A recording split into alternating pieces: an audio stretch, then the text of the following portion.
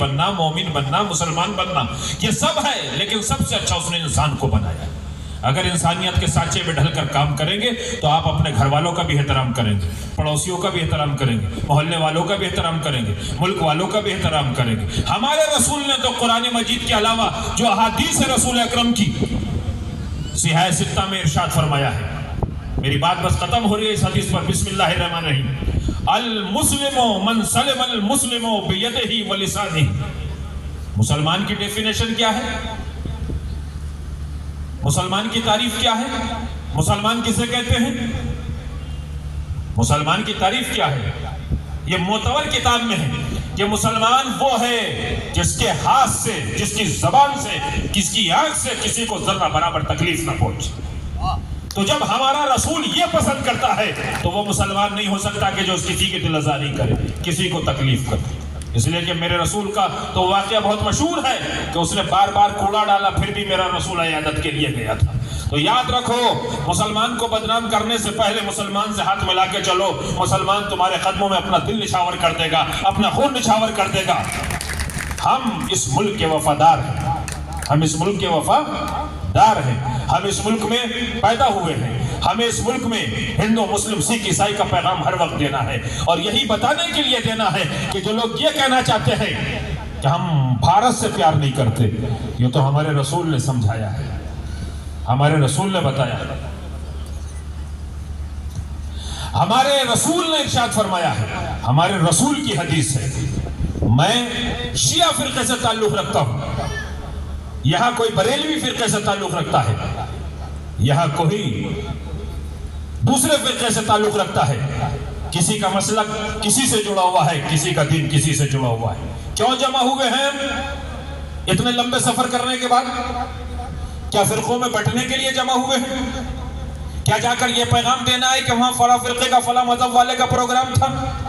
نہیں۔ ایک آدمی کو دلی آنا ہے، وہ چنڈی گڑھ رہتا ہے، وہ ایک روڈ سے دلی آ جائے گا، مگر اس کا مقصد دلی آنا ہے۔ میں مراد آباد امروہہ رہتا ہوں، مجھے بھی دلی آنا ہے، میں بھی ایک روڈ سے آ جاؤں گا، دلی پہنچ جاؤں گا۔ ایک آدمی ہریدوار رہتا ہے، وہ ہریدوار سے چلا، وہ بھی دلی آ جائے گا۔ ایک آدمی ورناون رہتا ہے، وہاں سے چلے گا، وہ بھی دلی آ جائے گا۔ مقصد کہاں جانا ہے؟ دلی۔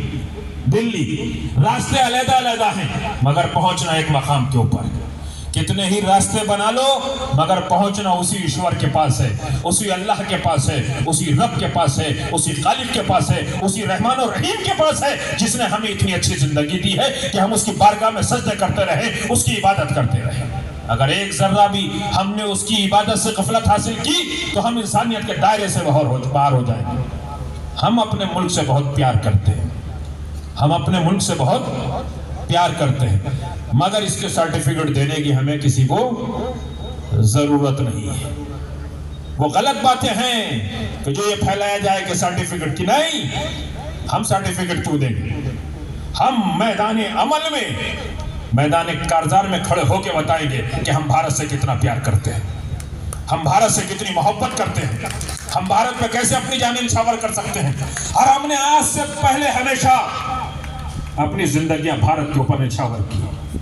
ہم قدم سے قدم ملا کے چلنا چاہتے ہیں، ہم اپنے ہر مذہب والے کے ساتھ چلنا چاہتے ہیں۔ ہمیں کسی عبادت خانے کے اوپر کوئی اعتراض نہیں ہے، ہمیں کسی گھر کے اوپر کوئی اعتراض نہیں ہے، ہمیں کسی بات کے اوپر کوئی اعتراض نہیں ہے، ہم کسی رنگ کے اوپر نہیں لڑنا چاہتے، ہم کسی محلے کے اوپر جھگڑا نہیں کرنا چاہتے۔ ہم تو چاہتے ہی یہ ہیں کہ ایک ہی گلدستے میں جس طریقے سے بہت سے پھول سج جاتے ہیں، یہ گلدستے رکھے ہوئے ہیں، ایسے یہ گلدستہ سجا ہوا ہے، ایسے ہی ہمارا پورا بھارت سجا ہوا رہے، تاکہ ہمارا بھارت بھی ترقی کرے، ہم بھی ترقی کریں اور آپ بھی ترقی کریں۔